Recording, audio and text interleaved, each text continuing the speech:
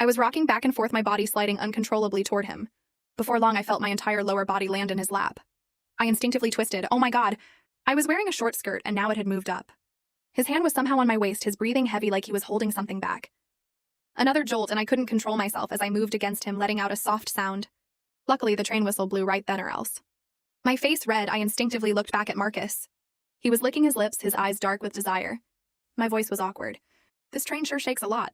I nervously scooted toward Lily, pretending not to notice that Marcus's presence was now pressed against my lower back. My whole body was warm through.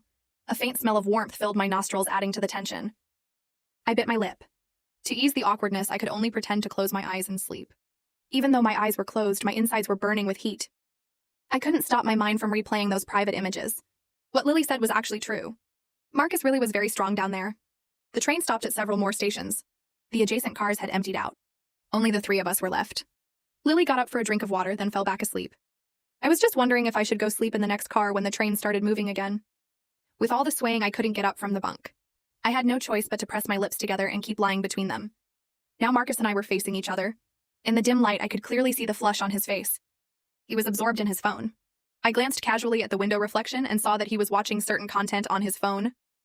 I instantly felt ashamed and embarrassed. I quickly rolled over to look away. But my body was inexplicably burning up. To avoid awkwardness, I just pretended to sleep.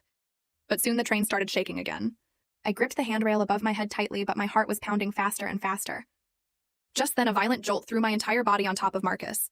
He let out a deep groan, his voice hoarse. My chest was pressed tightly against his. In my panic, my hand grabbed onto a certain area. To avoid the awkwardness of opening my eyes, I just kept them closed and pretended to be asleep.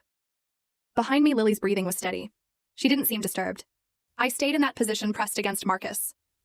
But what I didn't expect was that his hand suddenly moved toward my chest.